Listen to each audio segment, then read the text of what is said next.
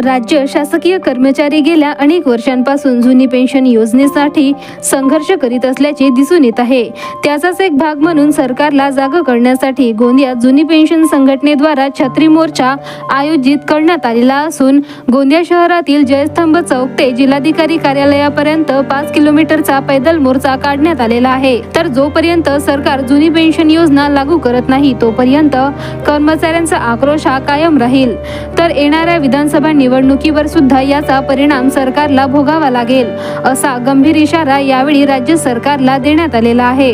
राज्य सरकारने जुनी पेन्शन योजना लागू करण्यासाठी अनेक समित्या स्थापन केल्या। अनेक समित्यांच्या अहवालाला मात्र जुनी पेन्शन योजना लागू करण्यासाठी कोणतीही उपाययोजना सरकारने केली नाही। तर एक नवीनच पेन्शन योजना सरकारने आणली, मात्र तिचा प्रारूप सुद्धा अद्यापही स्पष्ट केलेला नाही। त्यामुळे नाराज झालेल्या राज्य सरकारच्या कर्मचाऱ्यांनी गोंदियात छत्री मोर्चा काढून आपला निषेध व्यक्त करीत कर्मचाऱ्यांना जुनी पेन्शन योजना लागू करण्यात आली नाही तर येणाऱ्या विधानसभा निवडणुकीवर याचा परिणाम होईल अशी भूमिका राज्य सरकारच्या कर्मचाऱ्यांनी घेतलेली आहे। जुनी पेन्शन ही एकमेव मागणी आमच्या संघटनेची आहे। महाराष्ट्रामध्ये प्रत्येक जिल्ह्यामध्ये हा मोर्चा निघत आहे। या येणाऱ्या निवडणुकीमध्ये जो पेन्शन देईल त्यालाच मतदान करण्याचं वोट फॉर ओपीएस चा एक नारा कर्मचाऱ्यांनी दिलेला आहे। जो कर्मचाऱ्यांना पेन्शन देईल त्यालाच कर्मचाऱ्यांचं मतदान मिळणार आहे, याची गंभीरतेने दखल सरकारनं घ्यावी।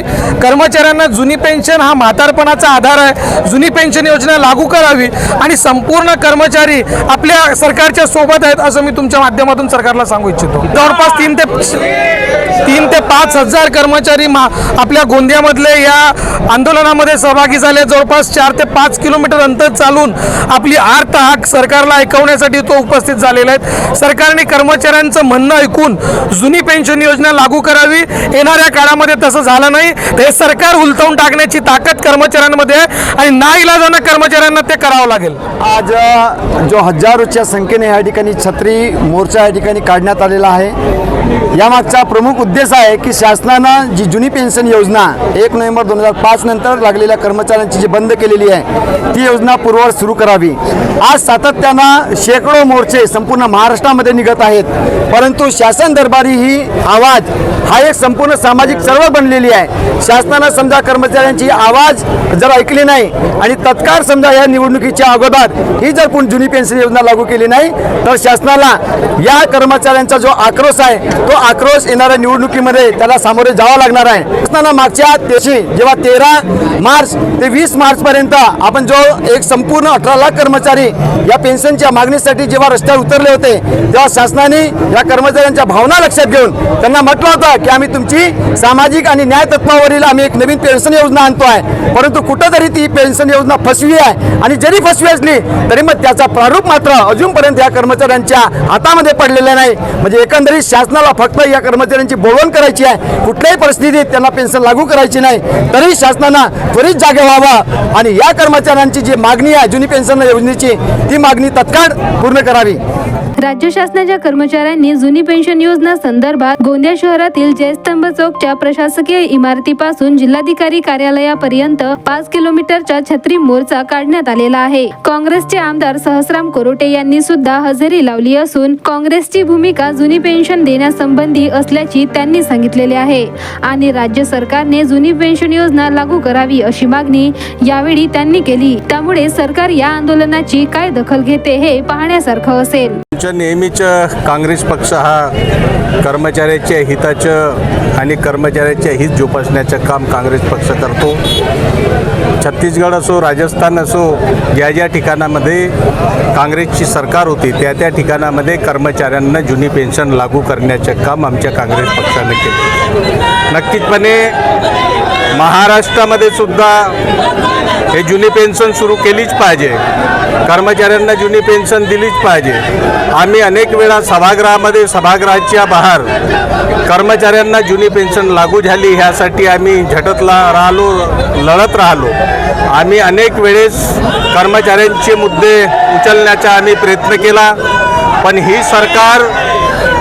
ही ही सरकार कोणाचंही ऐकत नाही. ह्या सरकारला कर्मचाऱ्यांशी काही घेणं देणं नाही, त्यांच्या जुन्या पेन्शनशी काही घेणं देणं नाही. आणि म्हणून आम्हाला तरी वाटतो की ही सरकार आता तरी जागं झालं पाहिजे आणि कर्मचाऱ्यांना जुनी पेन्शन लवकरात लवकर लागू केलं पाहिजे.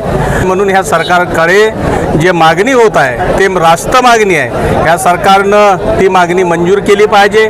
ही सरकार आंधळी आणि लंगडी सरकार आहे. तीन पक्षाची मिळून बनलेली महाराष्ट्राची सरकार आहे. हे कर्मचाऱ्याची जुनी पेन्शन लागू करेल असं आम्हाला वाटत नाही. पण महाराष्ट्रामध्ये येणाऱ्या काळामध्ये आमची सरकार आली तर आम्ही कर्मचाऱ्यांसाठी नक्कीचपणे पूर्ण प्रयत्न करून कर्मचाऱ्यांना जुनी पेन्शन ही लागूच झाली पाहिजे. 100% लोकसभेप्रमाणे ह्या विधानसभेच्या निवडणुकीमध्ये सुद्धा या सरकारला जे सरकार कर्मचाऱ्याच्या हिताचं काम करत नाही, कर्मचाऱ्याच्या पेन्शनविषयी विचार करत नाही, त्या सरकारला हे कर्मचारी त्यांची जागा दाखवण्याचं काम करतील असं मला वाटतं. भंडारा गोंदिया जिला वासियों के लिए खुश खबर है।